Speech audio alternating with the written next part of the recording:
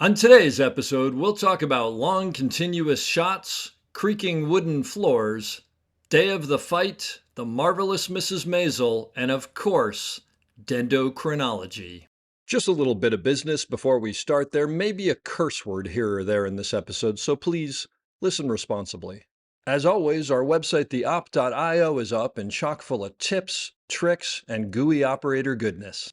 Make sure to check out the breakdown, where the best operators in the biz explain shots they have done, the musings, where we discuss everything from quick tips to larger concepts of storytelling, the answers, the images, and so much more. I may or I may not take a break or two during this episode, but I promise that none of them will be longer than 22 seconds.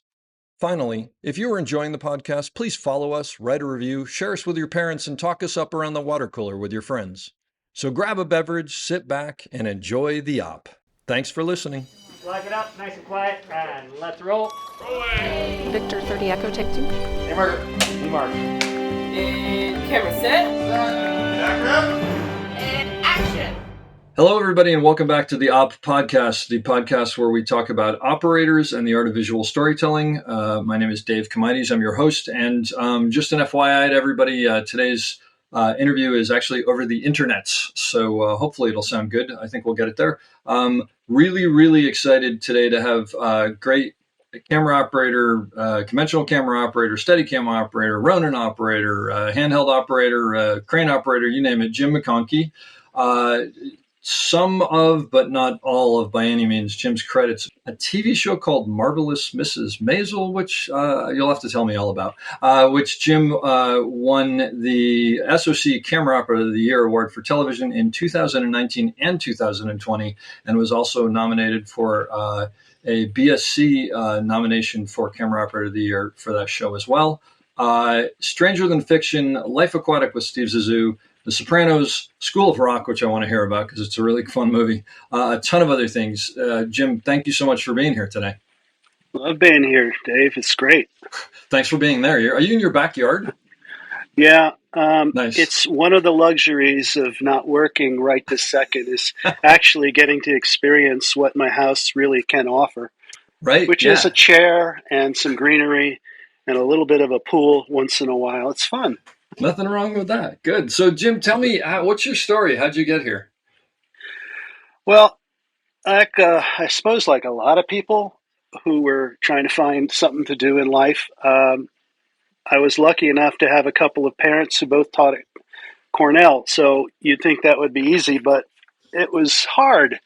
And I didn't know what to major in. I didn't know what to do. And I ended up doing something called dendrochronology, which was just kind of a way of going and dating trees in kind of Turkey and Syria, that area of the world. And where we were, for the most part, was in Hagia Sophia in Istanbul. And we were taking cores of the basilical cathedral, I guess you call it, because it's a mixture of styles. And my job was to go up on a bosun's chair and hang from these heights and find where the lintel beams, where the wood used to be, because it was put in when they constructed it out of stone and then they cut it away, to find those pieces of wood and to core them with a Swedish increment bore.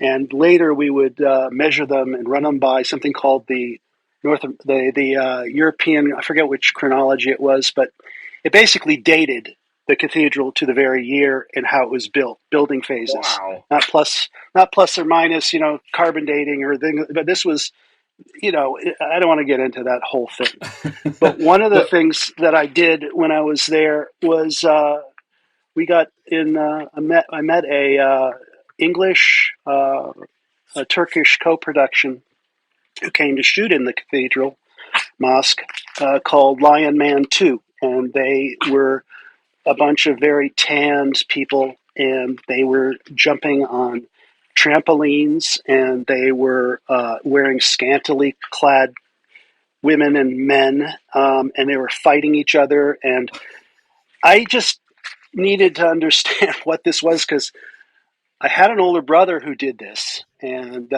so I had an introduction to I'm sorry, my dog is barking. Ah, Um, no problem. so I just sort of spent some time watching them, and I remember they invited me out for a drink, and they told me all about it, and I thought this was incredible. And I said, Lion Man 2, I'd never heard of Lion Man 1. And they said there wasn't a Lion Man 1, but they called it 2 because they thought people might want to go see it, thinking that Lion Man 1 had been so good. So that's why I learned about, pumping up your anyway. Wait, So how I, old I were you came, at this time? I was 23.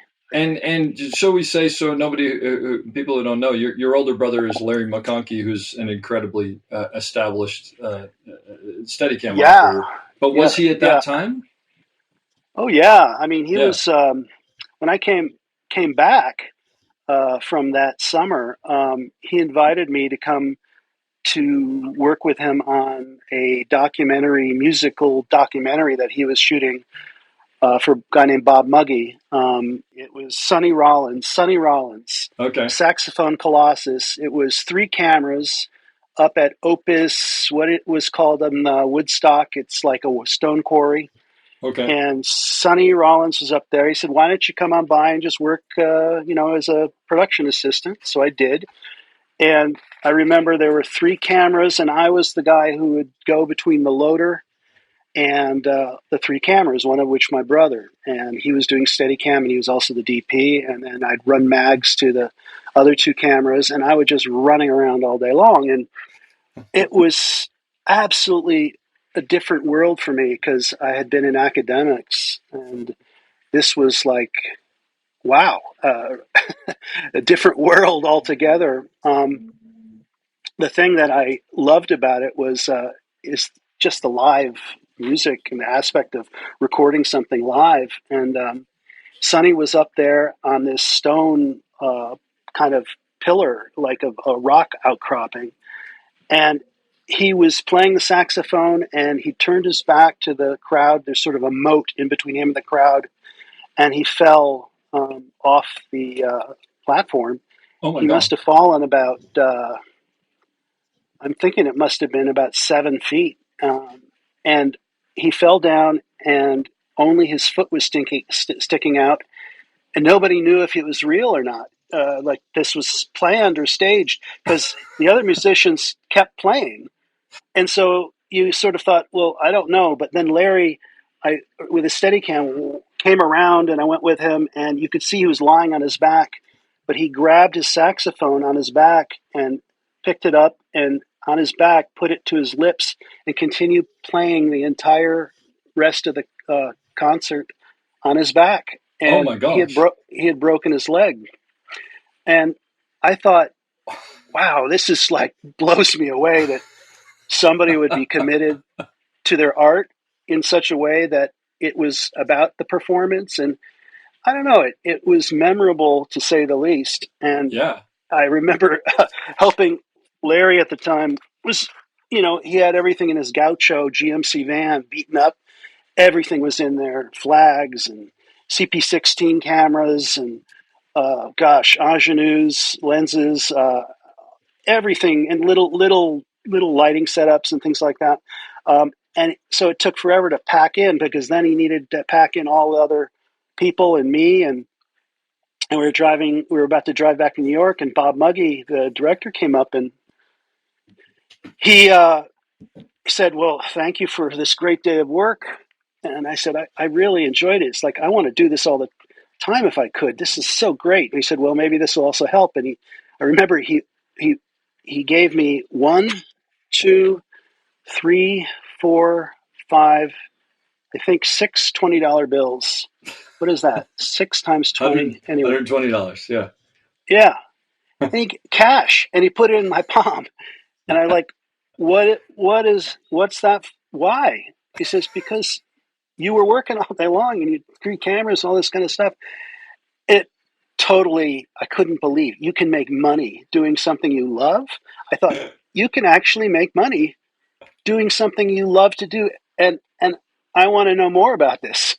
So I used to visit Larry in New York, and I had visited him when he was a camera operator for the news in Philadelphia, where he used to edit his own material, shoot his own material, and I used to go on kind of expeditions with him. I remember an explosion at the local gas refinery, and one of the Rizzos at the time trying to calm everything down and saying, "Don't worry, Philadelphia's not going to blow up," and then taking all this footage and running it back to the newsroom, throwing it through a reversal kind of film developer.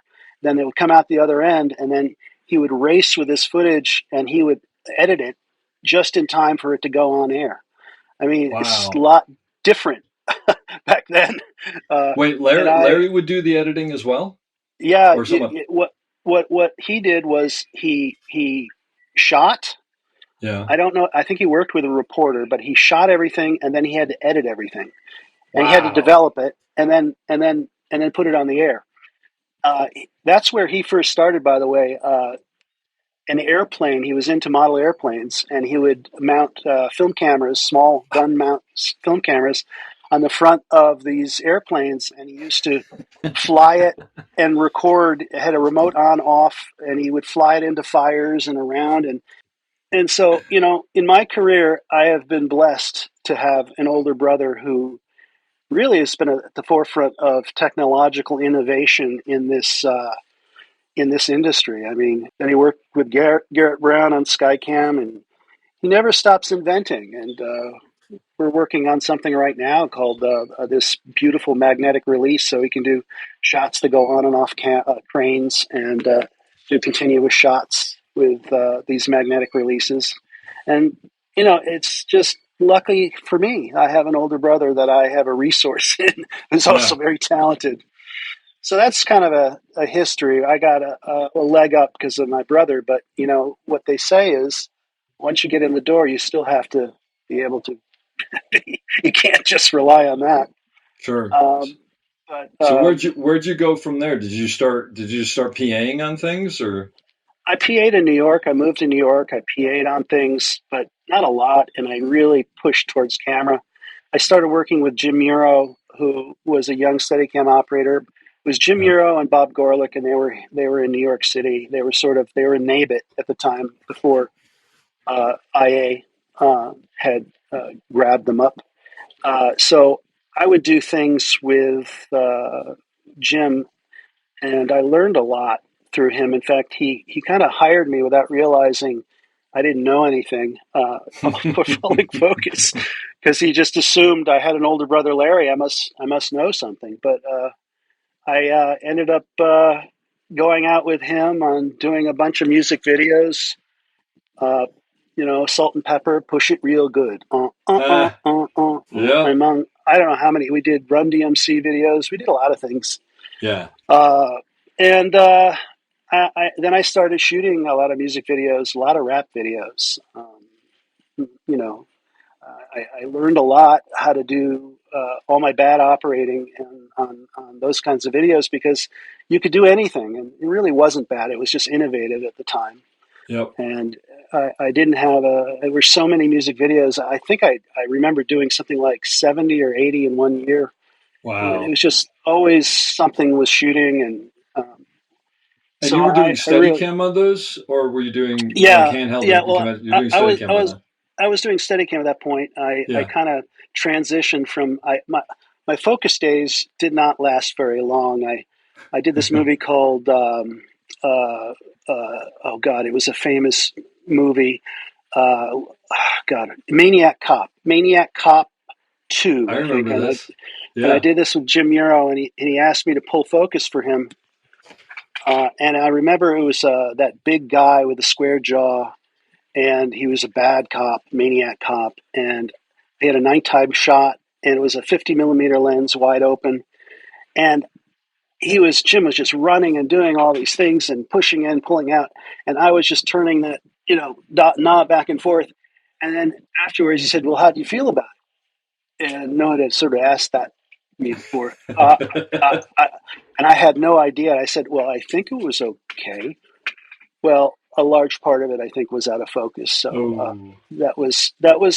It's very important to know your trade and to trust yourself, but go in with actually some experience. yep, yep. But I really look forward to it because that got me in the door operating, and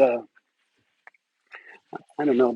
We all have stories, but I used to borrow equipment for years. I bought my follow focus gear first, and then I was able to afford the Steadicam, and I've worked my way up with different rigs, and it's just been a really great life so far.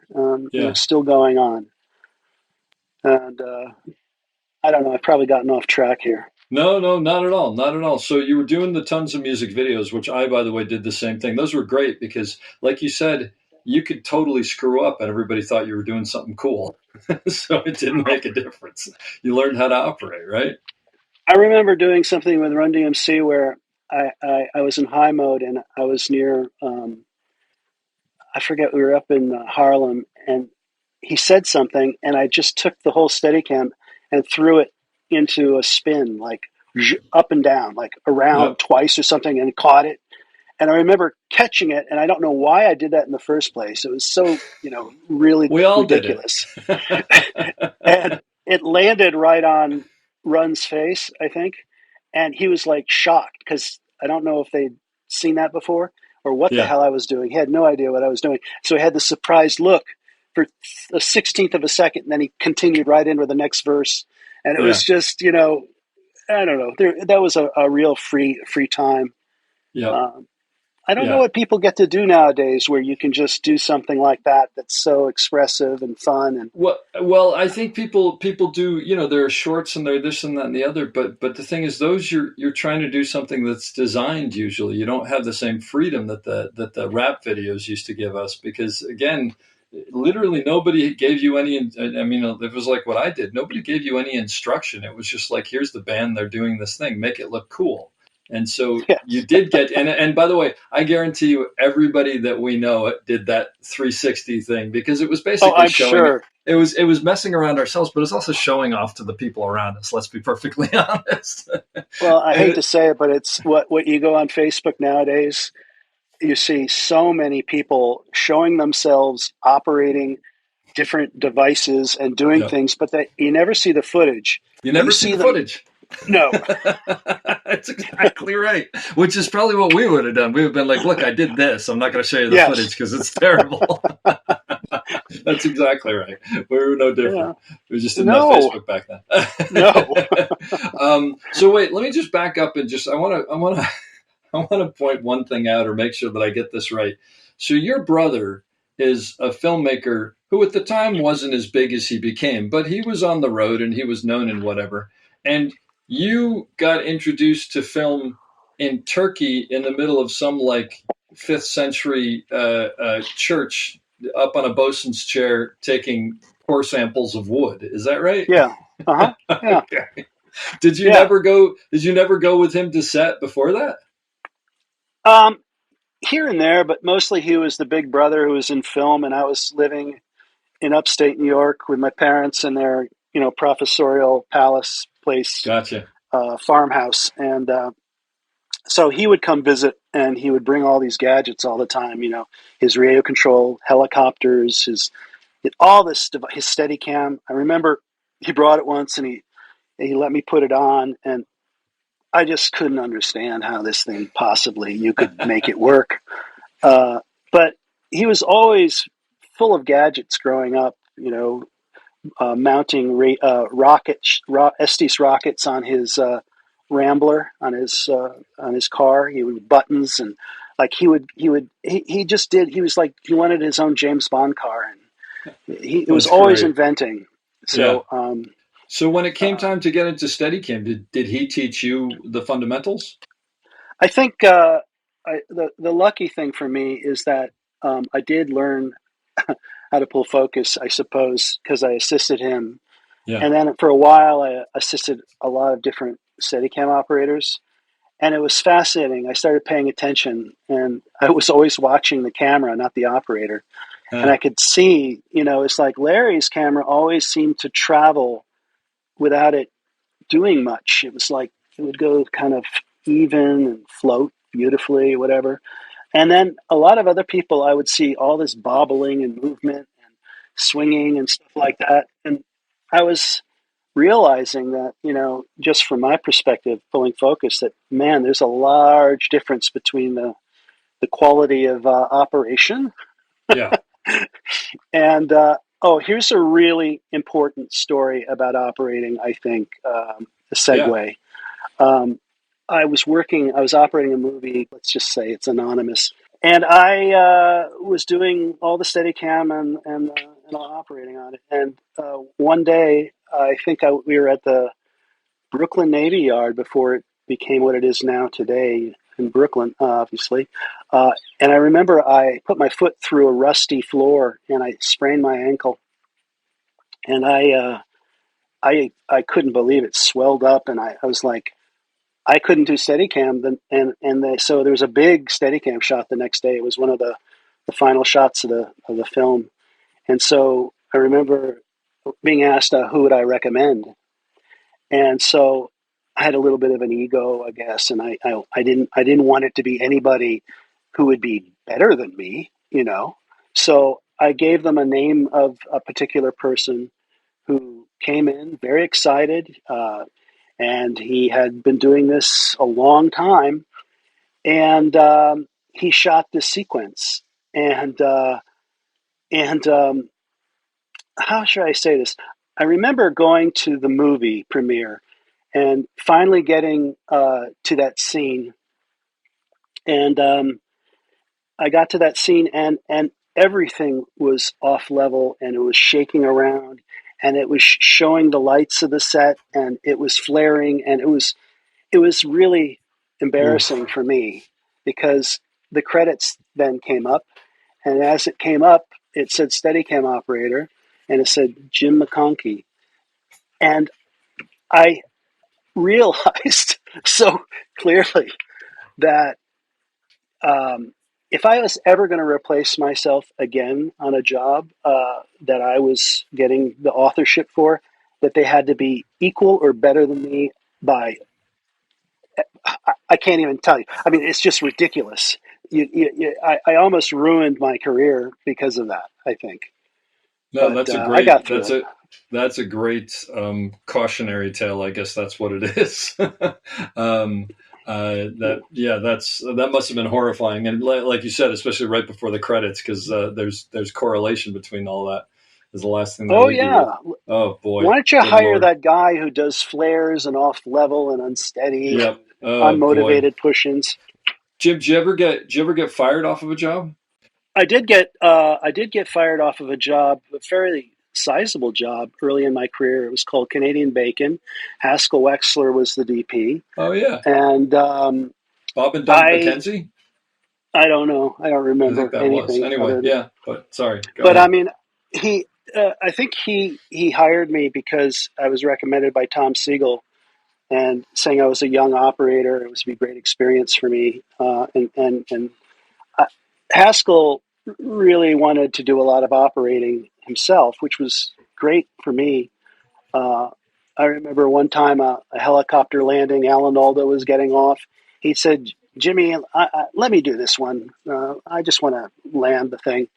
So I remember him tilting down with the helicopter, and the he missed the landing of the pads of the helicopter, and he tilted up just as Alan Alda had already left the frame, and he turned to me and said, "Well, you missed the landing." So I know it was one of those stories where it was a joke, Yeah. but it was a joke. But I didn't have a lot of experience, and I remember an AD had. I thought you assumed that people had more experience than they did. I think is what my problem was. Yeah. And Haskell had me doing all kinds of really great shots. He gave me his director's finder, and you had all these movies, some with you know marks on it in different ways. And I remember asking that question, what do these mean? And he said, well, those are for nominations. That's for winning this and that. And I Wow. just remember feeling kind of, oh my God, what have I got Yeah. myself into? But I did a scene with Rip Torn and Alan Alda, and all I can remember at the end of the day is that everybody had ended up looking camera right. And I remember asking the script supervisor and the AD, well, we need to get around to the other side because we got to shoot the other side of the line. Yeah. And so they said, we're going to do that tomorrow. I remember coming back and we were on a different location. And I said, well, when are we going to go back to shoot the rest of that scene? He said, well, those actors, they're gone. We've got editor called somebody else, the 80, whatever. I got blamed. And Oh, I did not know how to negotiate the politics of a situation like that. yeah. So basically, I was the sacrificial lamb in that. Oh my gosh. So how did you handle that mentally?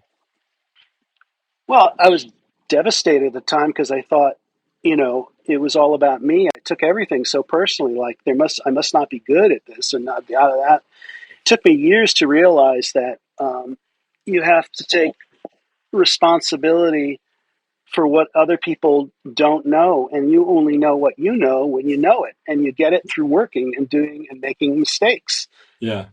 Just because you think you know the answer to something doesn't necessarily mean you do, and so it's good to ask questions. It's good to get opinions, but the lovely thing about getting older and having more experience is you get older and you get more experience. Yeah. And you start to understand the dynamics. And it's an ego-driven business too. There are people who don't want to say what they don't want to know. They don't want to say what they don't know. Yeah. So you have to understand that and know the questions to ask so that you don't get yourself into assuming a lot of things that aren't really there or true, and then you'll end up getting the blame for something that Yeah. didn't have to be that way, I guess. Yeah. Yeah. Um, Have you had times in your career where, especially later in your career, where maybe you're a little more advanced than the director or the DP, and you kind of you need to bring them along to where you are without obviously, without obviously looking like you're doing what you're doing. Well, there are a lot of different kinds of work situations, and people have different amounts of ego invested on their end, and I'm just trying to get the best results. So, a lot of times you have to work with the differing personalities, and some people can be extremely welcoming and want your input.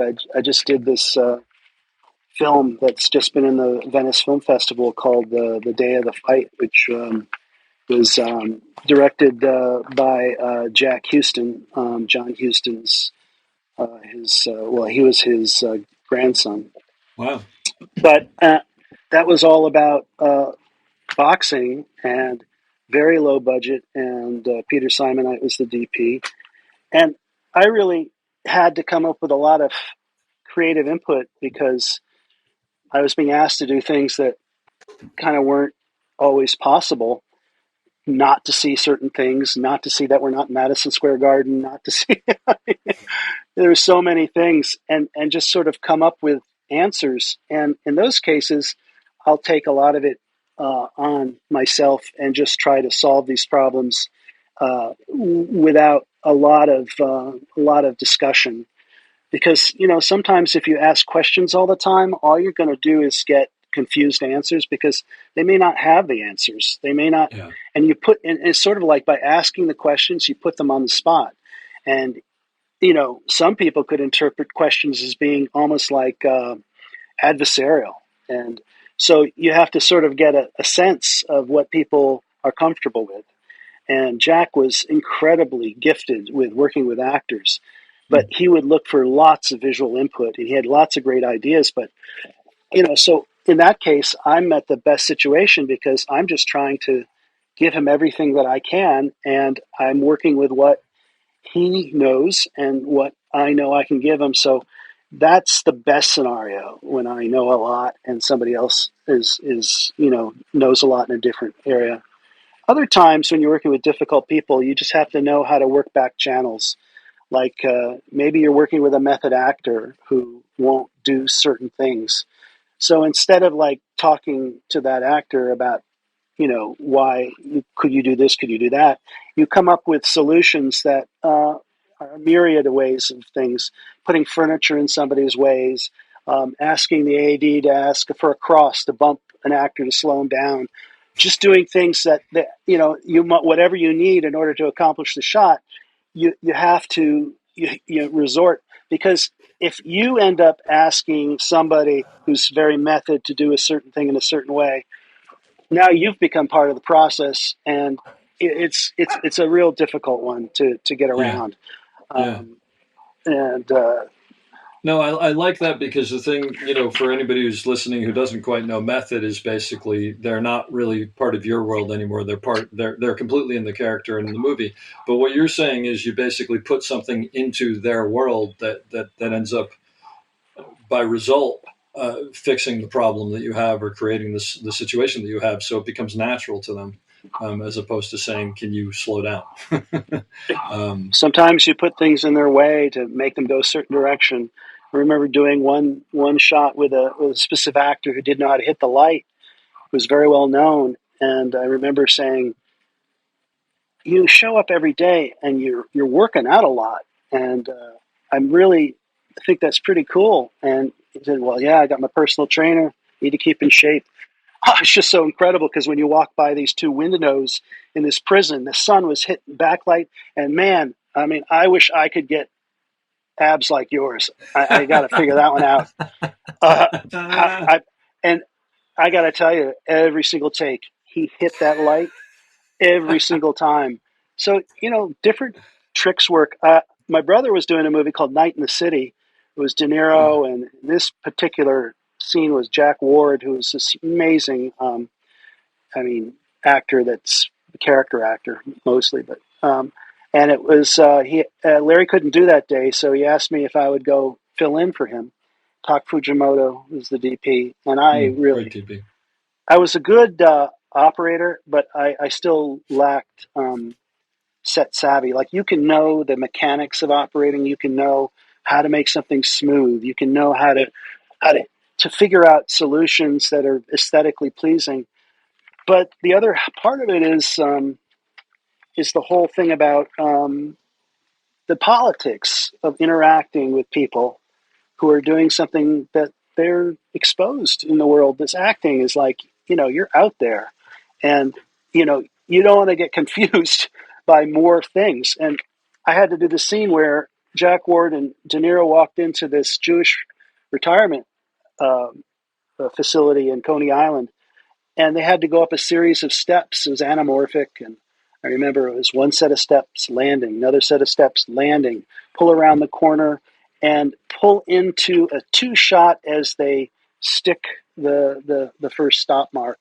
And they're supposed to then talk and then walk across this floor filled with retired Jewish retirees in this old folks home. They were supposed to walk across this floor filled with senior citizens dancing, and I got up to the top and was waiting for De Niro to start to walk, but he never would walk. And then I remember the director screaming from behind the monitors, "Why don't you continue with the shot? Keep it going, keep it going!" And I remember thinking, well, I would have, but what am I supposed to say? De Niro didn't move, or he didn't. And I think he was probably confused because I wasn't moving when he wanted to move, and so he didn't move. But I didn't know enough to know that's what his thought process was. So I remember we did the same thing again, and I was ready to start breathing back. So I remember I started to loosen up, but he still didn't go. Cut. What the fuck? What's going on? And I remember getting yelled at by the director like this was my fault. Jack Ward pulled me to the side and said, "Don't worry, this next take's going to work. Don't worry. Just go when you want to go, and I'll help it out. I swear to God, don't Wow. worry." my heart was going 100 miles. I mean, it was going. And again, I started it again, and I knew that whatever take this was the take they were going to use. And so all those good takes I did going up the stairs before don't count. Now you're starting again. So I came up the stairs. I did all the thing. I got him into the room, and my heart is starting to pound, and I'm trying to keep the Steadicam kind of still. And then getting right to the point where De Niro starts to look around, Jack put his arm around him and said, "Let's go look." And he pulled him into the middle of the auditorium, and I just backed up with him. And I remember feeling, oh my fucking God, this is the best. And then he kept going, and then I circle around behind him, and I followed them to a table where they were looking at food. And then De Niro looks at the clock, and I tilt up to the clock. Cut. Holy fuck, moving on. And so I just learned, that, wow, I mean, sometimes you need to know how to solve things, but if you don't have the experience yet, you may not know. And so you should have your ears open to other people who can help you. Because Yeah. in that case, that actor, Jack Ward, he saved my ass. I mean, I could not believe how. And then I remember him looking at me later, and he just gave me a wink, and it just made me feel so good about life. I mean, it really did. I loved this job. And then, of course, they said, by the way, now could you get on the B camera? And I said, sure. The A camera had on the fluid head and a wide lens. And they were pulling back with De Niro coming around the corner, sitting down in a chair. They had the wheels, and I had a 135, and I had to do a tight shot of De Niro coming around the corner and sitting down in the chair. And I did not really know the wheels that well. Ooh. And that was the beginning of my education. Let me tell you, I know the wheels inside out. Don't even have to think about them. Did you lose them? I had the bet again. This is listen to the people who have the most experience. Yeah. I did it one time with a stand-in, and the stand-in, of course, does things maybe slightly differently, even though it's De Niro's stand-in. They just had different moves, different whatever, and so I kept trying to get it perfect, and I kept overcompensating, and so the dolly grip. I'm trying to remember his name. I just don't have it right now. He said, "Tell you what, just keep him in the box at the top and don't do anything, and I'll get it at the bottom." And this is when you had some really amazing dolly grips who knew how to hit marks. And so I remember coming over to De Niro. He's coming at me. He's getting really big, and he sits down. And I froze. I held the wheels, and I remember it went, this dead center. His eyes weren't cut. Everything was perfect. And I remember doing that shot, and I was sweating again, and I was so happy. And I turned around to that dog. He must have seen the flop sweat. He must have seen. Yep. Oh my God! And he said, "See what I mean? You learn something, right? And you gotta trust me too." And I said, "I trust you." And then they said, "Okay, we're gonna do it one more time." That's great though. But it's a team effort, right? And sometimes you pick up the slack, sometimes they pick up the slack, but it's a complete team. There's no question about it. I think vulnerability is an especially good thing to have. Not vulnerable to where you can't do things. I just mean who if you can figure out who you can trust, and just try to get some kind of dialogue about if you have any thoughts about how to make things better, or what I could do better, or how I could communicate better. I mean, truthfully, that's how I learned most of the stuff that was meaningful to me in my working relationships with people, because everybody has a different level of experience and talent. Some people don't have answers. Some people don't know how to make it better. You have more experience.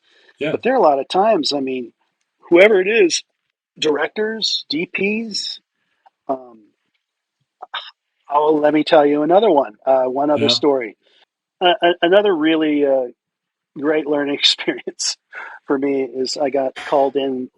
Dave Dunlap was working on a movie called Hannibal with Ridley Scott, and he was doing, I think, the B camera, the second unit DP, and a lot of things that he would do. So he was the B camera operator on the movie. Yeah. Yeah. And he had to leave for a couple days or something. So I said I'd love to do it. So I got in my car, drove down to Roanoke, Virginia, and it was an experience because the first time I walked into the room, that was the first time I had worked with Ridley Scott, and he would ask you to do things, and I would not say no to anything because it was fun. But there were 7 people, as I remember, who were sitting at a table, and they were all like professional smellers. They all had the skill of knowing how to use their noses with high degrees of accuracy, and so it was a scene with all of them with all this dialogue. And I walked in the door, and the A camera operator was sit up with a 21 in the corner of the room on a lock off. And I was sitting with a longer lens on the dolly and a fluid head further back. And so kind of flat to the 7 people. And my job was to follow the dialogue.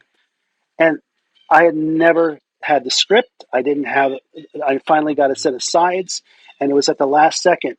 And I was just trying to learn the lines, and because you want it to flow and feel good. And I was getting so tense and nervous. And that's the first thing that shuts you down.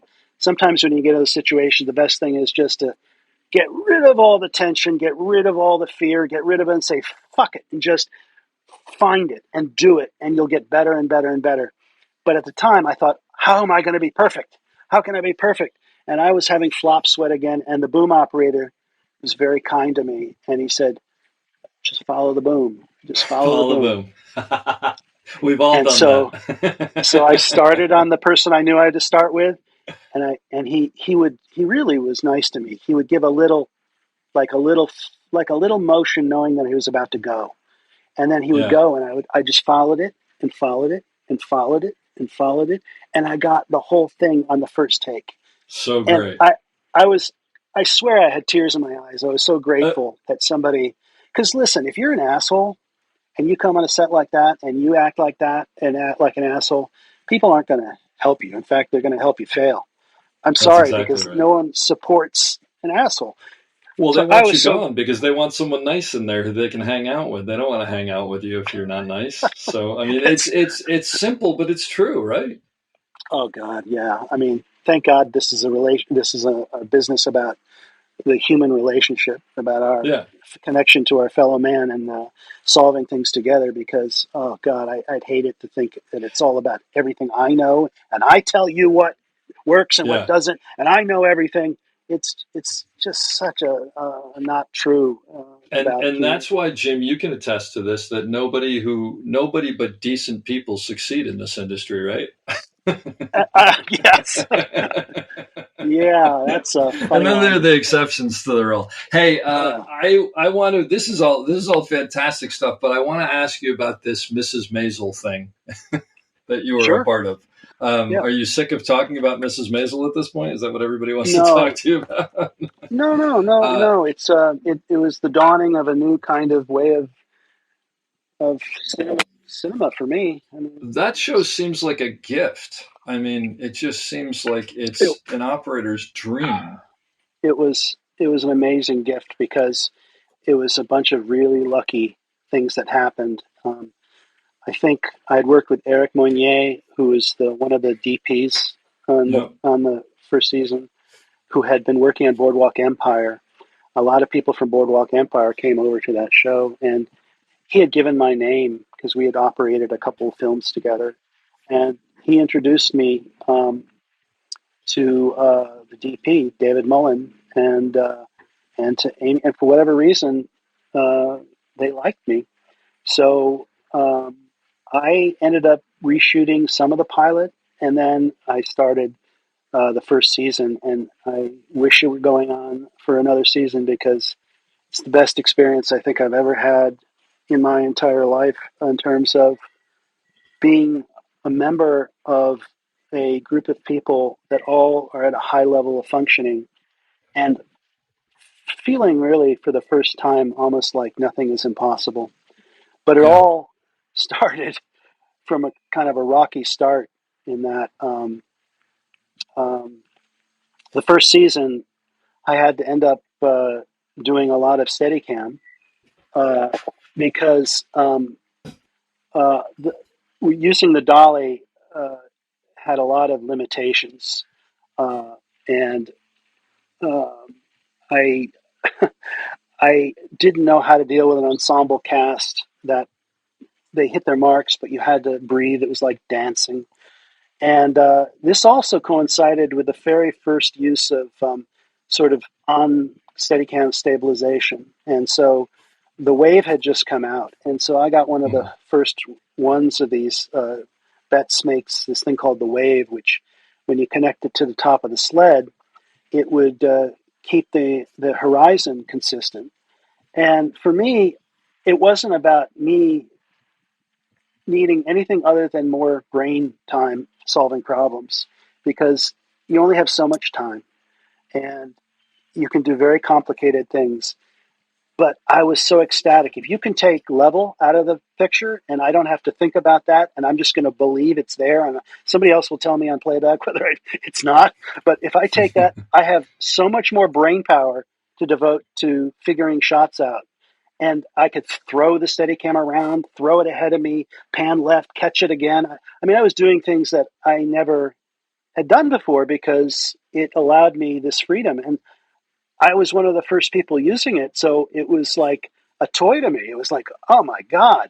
So the combination of that and Amy, who I guess This she is had Amy seen Sherman Palladino, the Amy, showrunner yeah, creator. yeah, yeah. Yeah, Amy Sherman Palladino and her husband Dan.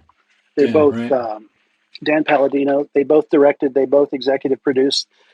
And This was she's a their dancer, baby. right? Is she like a ballet dancer or something like that? Yeah, she started in ballet herself Okay. and transitioned into TV. I think she was a Yeah. writer on. She's Gilmore Girls was her big thing, Well, right? she directed. She and Dan did Gilmore Girls for Yeah. I don't know how many seasons that went on for. But they used Steadicam because they had so much dialogue. All their stuff is so intensely packed with dialogue that it really wasn't the kind of thing that made it easy to cut. I mean, because Yeah. it was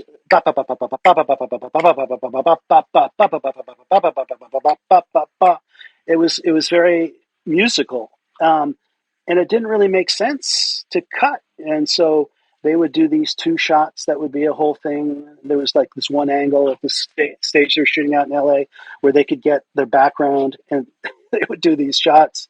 But then they did sort of more conventional coverage for a TV show for that show. But she came in, and I started doing these shots where I would get to a certain point, and she would say, "Well, that looked really good. I don't think we need coverage because everything worked." And then she started asking me questions. It built slowly, like, "Well, could you keep going? Could you go out the door and keep going and sort of be with the actor?" And because her thing was, she never wanted a close up. It always had to be a medium shot was a close up, and it was all about the actor would tell you or take you to the next thing. So the actor Mm. would push the frame. It was never you anticipating or you doing this. It was always a flow that was.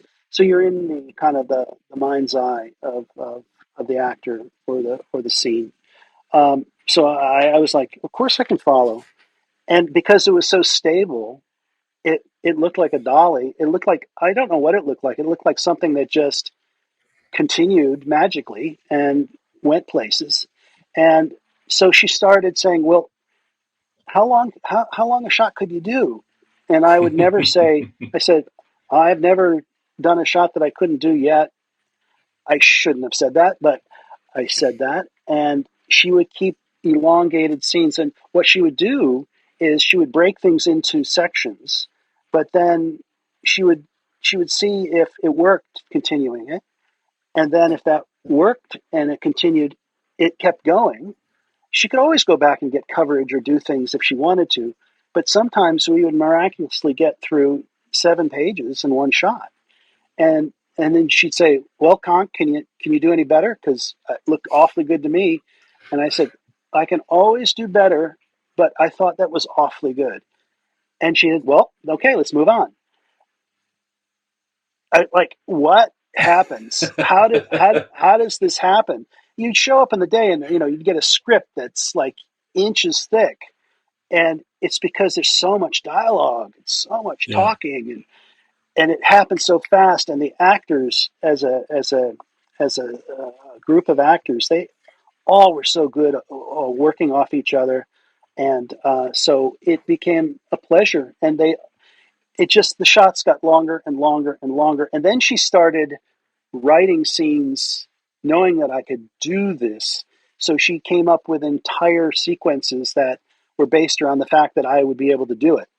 And I have to say, there were times that I went, holy hell, what have I gotten myself into? And I said, well, like, I want to do this shot that starts outside at an airfield, and I want a Jeep to come through the shot, like travel with it. I want you to travel with it, and then it comes around the corner, heads towards you, and then I want you to somehow get the camera to feel like it's inside the Jeep, so you're with their conversation. And then as they pull into this airplane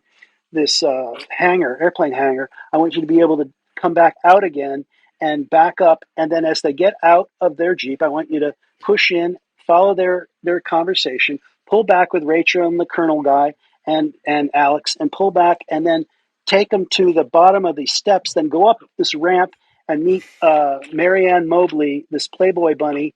And then this guy says something else, something else, something else, and then introduces Midge to the audience, and pulled back, pan right, and reveal we had 800 or 900 extras, which is unheard of for I think any television show, all in costume, and which is unfathomable to think about what it takes to wardrobe that many people, and for one shot. Pulled back, seeing her from behind as she interacts with the audience, travel with her, then going down another ramp, wrapping around where she has another conversation, pull back again, and they get into a Jeep, and they push into the Jeep, and then they leave, and then pull back. And I mean, I don't know how long the shot was, but it all had to work as one shot. And I couldn't believe that, she had such faith in people's abilities. She had such a strong crew from the DPs, like David Mullen and Alex Nepomniachtchi, who was the other DP, and Charlie Sharon, Charlie Sharon was the key grip. Jetty Scarlatta was our gaffer, and I had a camera department. Blew me away. I mean, I can't even tell you. Anthony Capello was my focus puller, and Anthony's Jay Kidd fantastic. was my second. Yeah.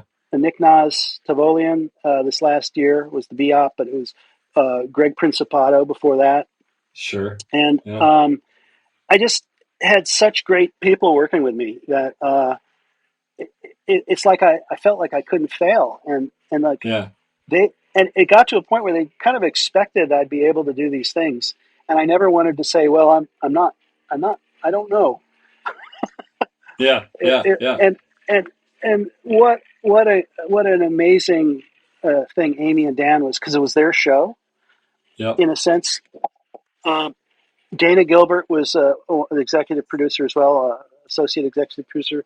She would keep the pressure of the reality of the show away from me. Like, we only have an hour left, but I never heard it. All I got was Amy saying, when we get through a take or something, she'd say, well, we had one little bobble there. You think you could do it again and clean that up? I said, sure. Okay, everybody, let's go again. She or Dan were never like, I can't, they just weren't that way. That's wonderful. They were positive, and they got the energy back up. Come on, gang, let's all do it again. Let's go, let's do it. And everything always got better and better and better and better. And that there was always a magic moment where you were doing these long shots, and some of them were very complicated. And then again, this is the relationship with my dolly grip, who is Jake Fountain. Jake Fountain. We were always on headsets, and he would read the script better than I would, and he would take all these notes. Then he would work out things with like the the set dresser, who where things had to move, furniture or desks or this or that. So I was able to think about blocking the physicality of movement. He was taking care of cues, marks. I mean, they were Wow. putting marks down, but he was helping with marks. He was helping. So he was cueing me on very long, complicated shots. And then, I would figure out these shots in the beginning with just Amy or Dan and David.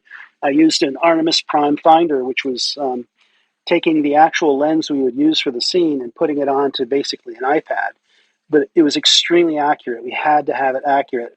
Couldn't be plus or minus 6 inches or fudge factors, because we weren't one of those TV shows that use a zoom lens where you just, tighten it up a little bit, widen it a little bit. This had to be accurate. It was prime lenses. You had to have it right. And so that finder was amazing for me, because I could not only show on a big iPad, Amy or Dan, what I was doing, but we could discuss it, and then I would record it. And then by the time everybody came in to look at a complicated setup, I'd already recorded the version of what she liked, and David Mullen had looked at it and thought about it.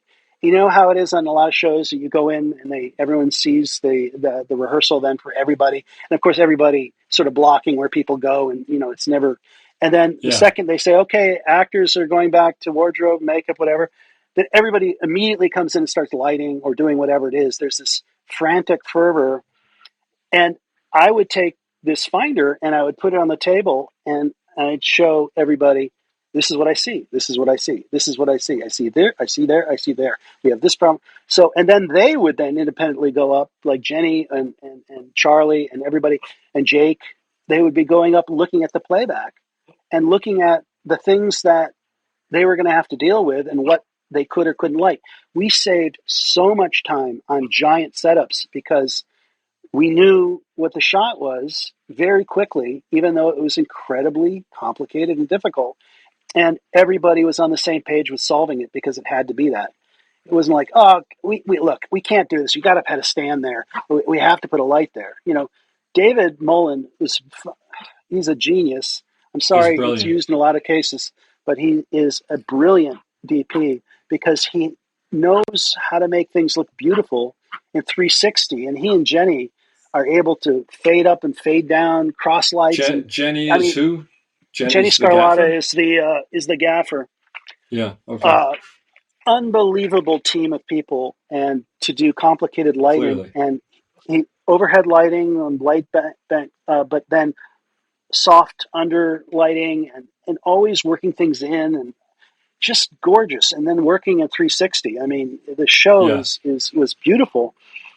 So we would work together on certain solutions that could fix certain. It's not like, we'd have a conversation. Can you avoid this? Can you avoid that? Well, we can avoid that if I do this and do that. And then Amy would get in and say, okay, no, that's fine. Or Amy would say, no, I want to blah, blah, blah, blah, blah, blah. And so David would go, okay, don't worry, we'll do it this way. And then Charlie would say, oh, we're going to put in a thing here. Don't worry about it. And so everybody was there to do these amazing shots. And nothing can be achieved without that kind of crew, that kind of input. I mean, brilliant work in a short amount of time. I cannot believe the complicated shots we did in the least amount of time. But they also were committed to success. Like Amy would always ask me or David what we needed in order to solve a particularly long shot. And I said, we need rehearsals. We need to know.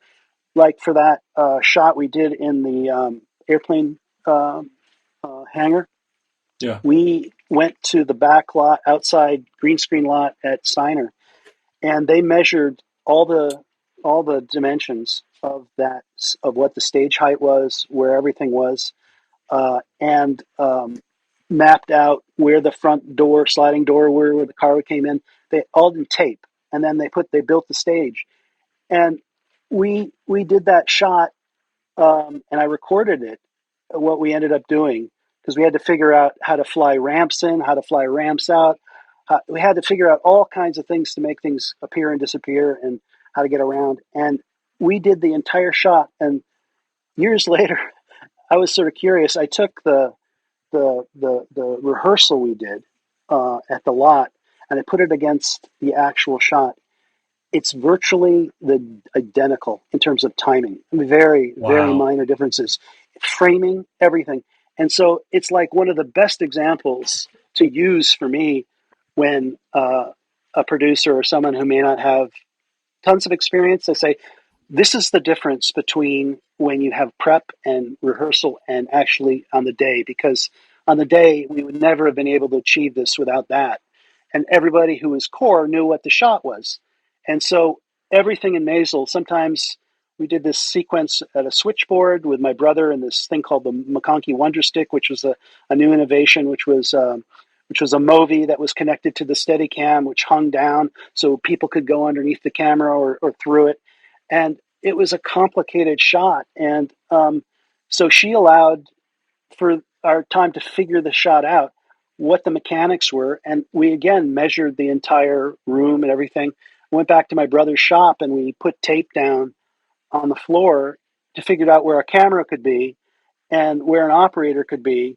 And we worked together. So Larry would do the arm and the camera on the McConkey Wonder Stick, as Amy called it, and I would do the wheels. So I had to figure out the shot, and I had to use my finder to figure out. I remember saying to Amy, "Do you want to be on the outside looking in and reveal Rachel, or do you want to go through the middle like the Death Star shot, like going through the middle of the spacecraft?" I knew what she would say, and I didn't know how to do it. And then I remember showing a video, and I called Larry up and said, "Okay, so Larry, you know the Wonder Stick idea? So this is the idea."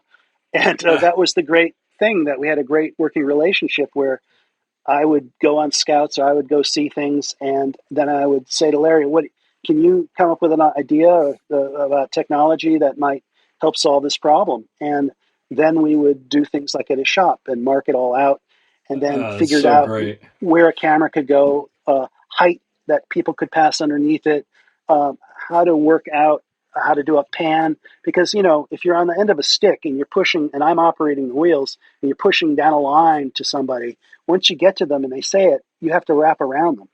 So Yeah. if you were just to arm right, it would get super tight. Yeah. Because so as you're panning, I would have to, we'd say back up, back up, back up, back up, back up, swing, swing, Yeah. swing. Okay, hold it, hold it, hold it, hold it. And then we both together, and 3, 2, 1, stop. Because I'm just back panning like crazy, and he's just wrapping around, and we had to know how to stop on a dime together. And otherwise the camera would go, oop, oop, or something untoward would happen.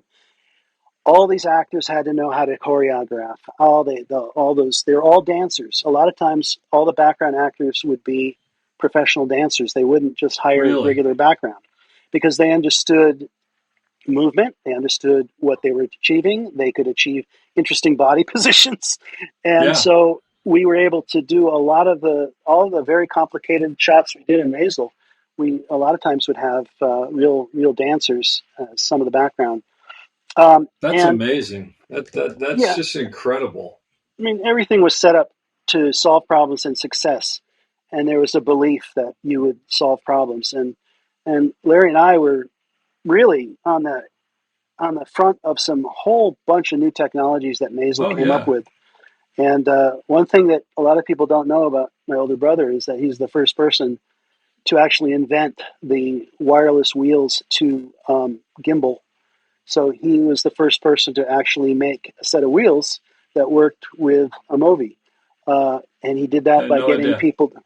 Well, that's the thing. Yeah. Everybody does it now, right? Well, guess where Yeah. it Yeah. came Yeah. from? Yeah. Yeah. Came Yeah. from a Well, shop in upstate New Jersey. yeah. Well. And actually, if any, having just been there, if anybody ever seen that, it's like a mad scientist shop if you've ever seen it, with just stuff everywhere. It's great. But Oh, listening to you talk about this, the thing that it occurs to me is it's like the perfect storm on so many levels. And it seems like if any of these things didn't happen the way they happen, this wouldn't exist, because you've got a writer, director, producer who doesn't seem like she wants to be. She's not encumbered by how do you do it. She just knows what she wants.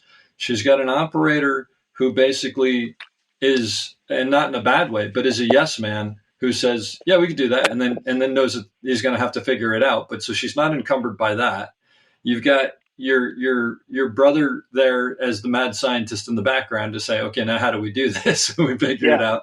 And then you've got this incredible crew and David Mullen, who so many DPs would be freaked out by this, but he clearly sees it as a challenge and rises to it. You've got the rest of the crew. And then, of course, you've got that cast that's just, I mean, I actually worked with Rachel on Manhattan. I remember thinking this woman's going to be a huge star, but that whole cast is so incredible. So it's the perfect storm of all these people, right? And then you were saying how you were so impressed with how much you did in such a short amount of time.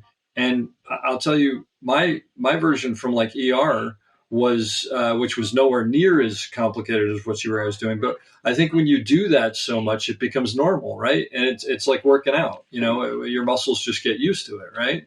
Did you end up working ever with Donnie Thorin on West Wing, Our or our paths crossed, but we didn't work because together. I he knew him. said I met him. Yeah. he said some really nice things about you and about the Oh, that's history of the nice. show, and talking about, because that show was incredibly important for a lot of people, mainly because directors really did see that you could do connective shots that could go Yeah. on Yeah. if you had a great cast, and it was exciting and interesting, and ER did that, and West Wing did that, and Yeah. well, everybody, all those shows were just really.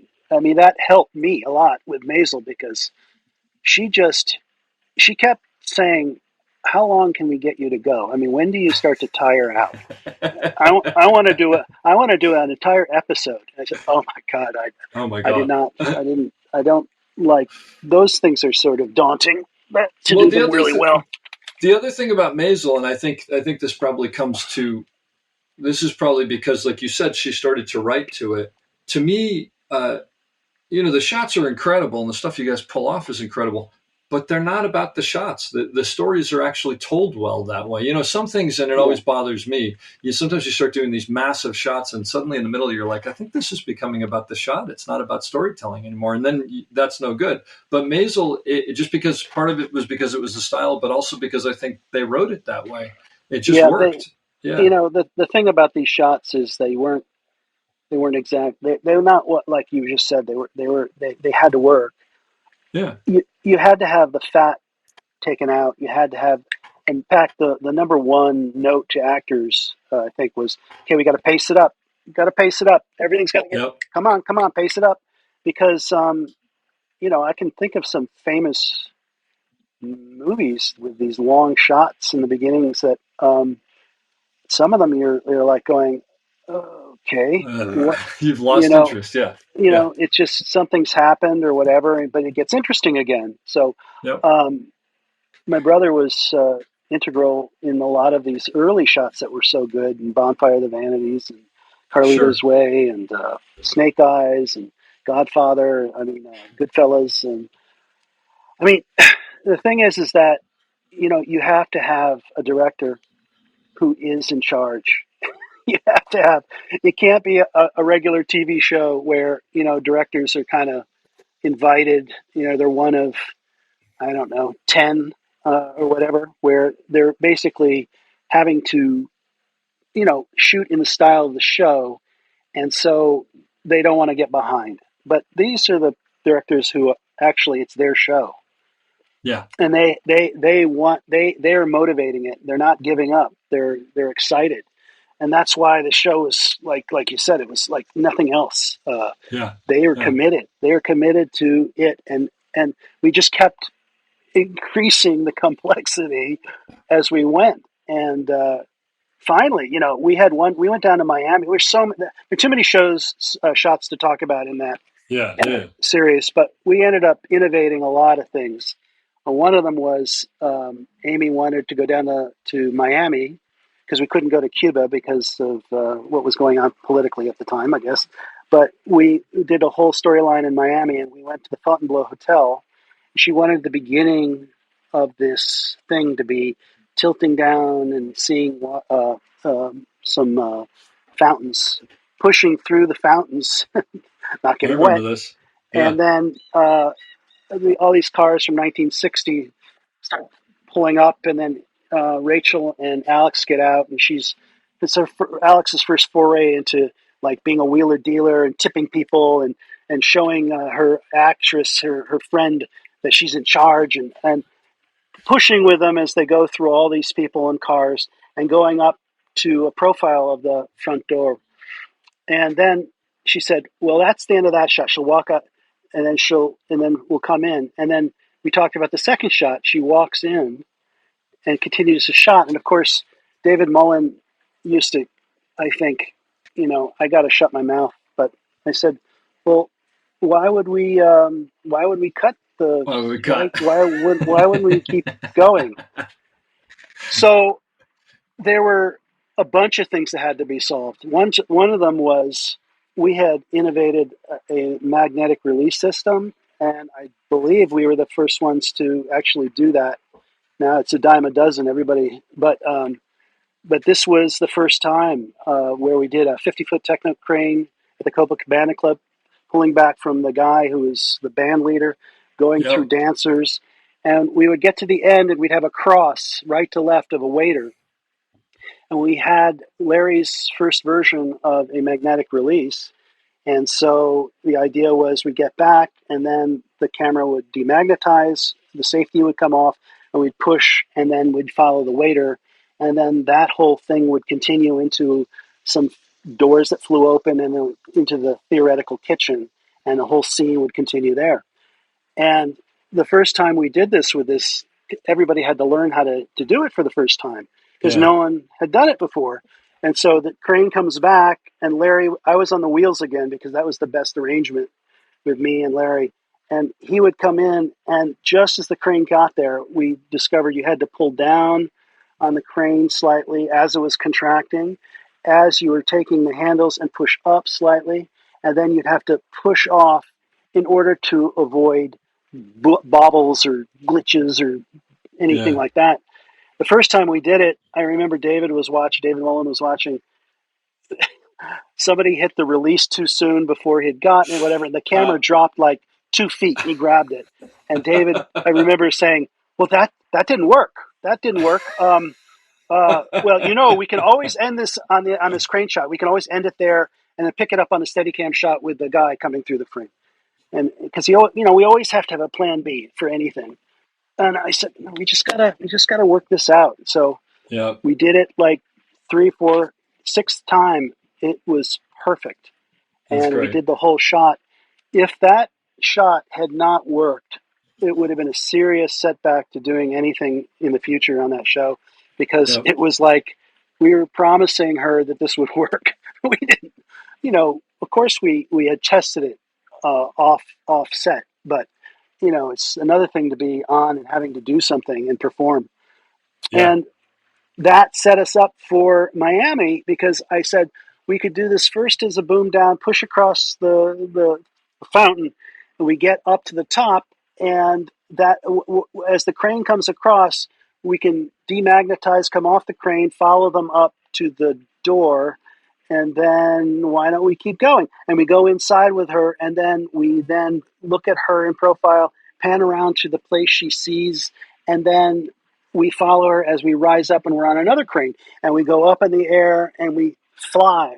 And that was the one thing about Amy. And when we'd go on scouts, she would stick her hands up in the air, like if she was walking, she would just raise her hands up in the sky, and that meant she wanted to take off. Techno crane or something, Well, whatever. She wanted to fly. So then we would fly up with the second crane, arc around through the lights, which we hit a couple times, the chandeliers, but then come back down. And I had Rachel slow up a little bit. And then Rachel came up with the idea that a family and a little girl could come up and run up to her to help her with, like, say something to her to slow her down. And then Larry could get underneath the crane again, take it again, and follow Rachel all the way, and Alex to the front desk. And it was a fucking awesome shot. And it's a great shot. My only upset is that we had a really good B operator, Greg Principato, and we were realizing that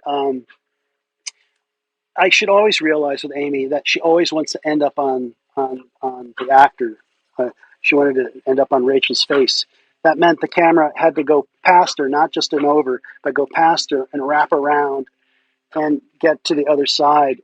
And I didn't have at the time, a second armor man, which is the way we take the movie. You have to be able to hand it. You can't just have it attached to you. It has to be something that can come off a crane that you can grab, and then you have to be able to put it back on another crane.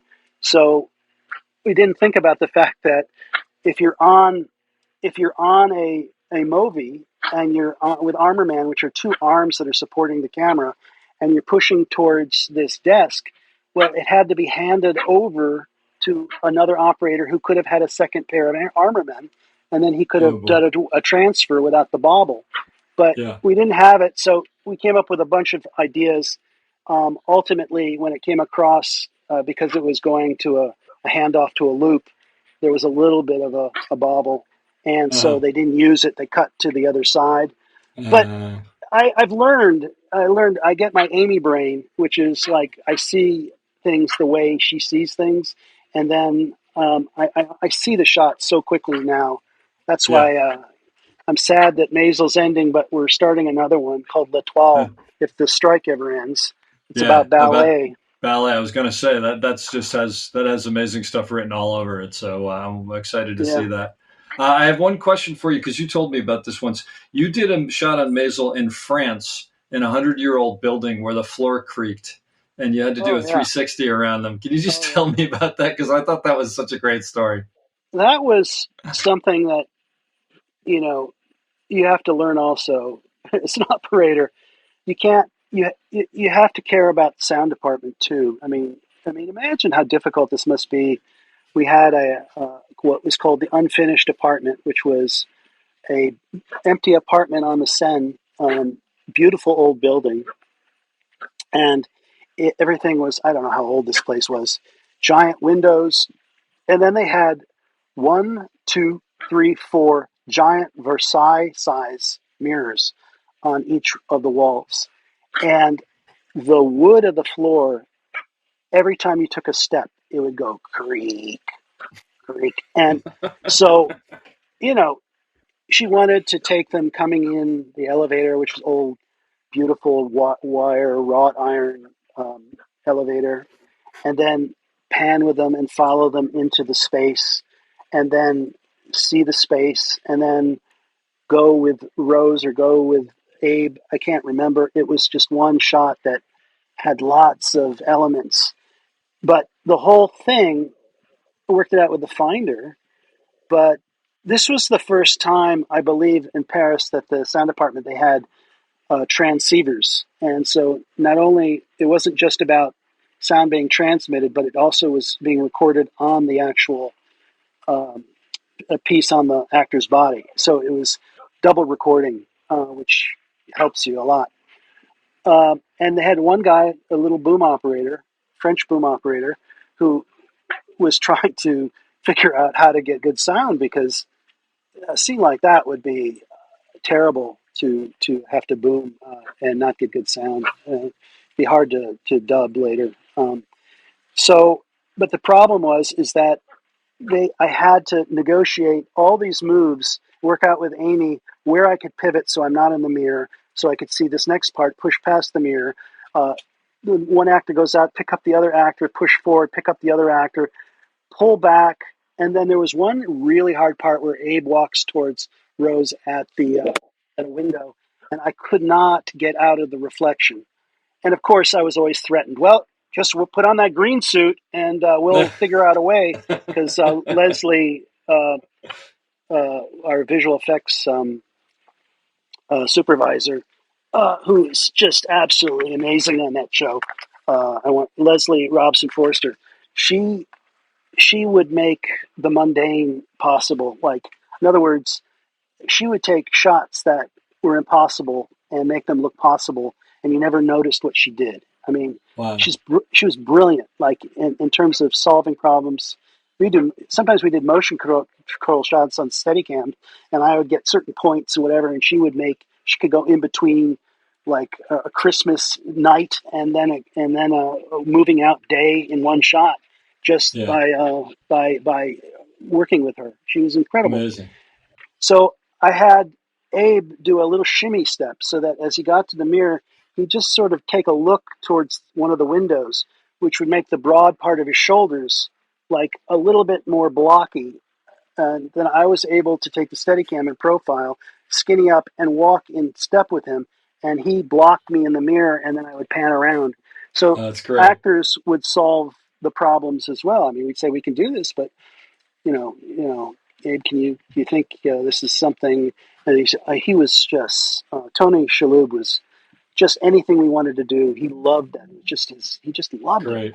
And And so so, did you have to work out your steps with the sound of with the dialogue of them so you didn't creak when they were talking? well, finally we got the whole shot figured out. But then all of a sudden it was the sound saying, "Well, we can't use any of this because Yeah. I mean, it's okay if you see the actors stepping and there's a creak, but if you get the operator who's making noise too, I mean, so then my mind starts to spin and I start thinking, well, I had learned the dialogue pretty well at that point. And so one thing you can do with the Steadicam is you can start a move. You can slow down your gait, but you can keep the camera moving, and then you can step again. And so I was able to figure out all the points where the camera had to move and where I couldn't step. And so I ended up not stepping whenever they had a line, and I would always move my body when they weren't talking. And so it was like when we got done with that shot, I was so mentally worn out because that would have been the ultimate operator's test for some workshop somewhere. Okay, you know the shot, you've got it figured out. Now, how do you not walk when the actor's talking? Yeah. That's incredible. I remember when you told me that, just my eyes going wide. I couldn't kind of comprehend that. And it's funny that you say when you were done with it, because all I could think at the time and even now is I think I'd go to straight to sleep and sleep for a week after that. That just sounds like it would It burn you was out. it was so much it was the thing about Maisel is the physicality I got used to. My body adapted. I mean, it's kind of like doing a Terrence Malick film where you after the first week you want to quit, and then after the third week it's like, oh, this is normal. Yep. But it's something that, it's like, or you're a backpacker and you're starting on the long trail, and the first week Yeah. it's awful, and then all of a sudden it's like that's part of your life. That was not. I used more energy mentally than I did. I mean, I shouldn't lie. There's a lot of physicality, but I Yeah. mean, a lot of mental exhaustion too, because all it takes is one mistake, or you get a cue or a cue wrong, and that's it. You're starting over again, and you have so much life in your life, so you've got to like try to really minimize the amount of mistakes you can make. That's great. Well, listen, Jim, this has been fantastic. And the Maisel stories, by the way, anybody who's listening, I'm going to put as many clips in on the website next to your name for the podcast so they can actually see these shots after they're done listening to you talk about them, because I know Yeah. them and I'm thinking of them, but people should watch them. And there's a couple BTS things as well, showing you and Larry doing these incredible shots. It's just amazing. But I'll leave you with, first of all, thank you. This was so much fun, and so there's so much information here. It's great. And to hear you talk about the Maisel shots is just fantastic. But what I leave everybody with is this question, and I'll just let you take us out with it. Um, Newer operator, people getting into the business and just starting out, / what you wish maybe you knew when you were younger. What advice do you have for success? Be kind to yourself and realize you don't need to know everything. And that part of the process of learning is part of the process towards your future success. I mean, you can't know everything. You can't know all the answers. To know who to talk to, who can help you, who can help the people who have more experience than you. Just latch on to the people that are going to help you and be a kind person. Don't be a jerk. Nobody wants to work with somebody who's all full of themselves and like a prima donna. I just always thankful for the opportunity to get the work in the first place, and then to have a creative expression, and then to utilize those at hand. Those people are the people that make your life possible, make the work possible. And, you know, just always focus on the positive and figure out how to get around things that aren't as positive, and think of it always as a glass half full, and that you're always going to learn more and you're always going to do better, and you can always learn from everyone else's life and don't close yourself off to it. So that's a convoluted answer, but I say be open, and don't shut yourself off. I hope you enjoyed that as much as I did. We'll be back soon with another great episode. Don't forget to check us out on theop.io for all sorts of information on operating and storytelling. So thanks for listening and have a great day.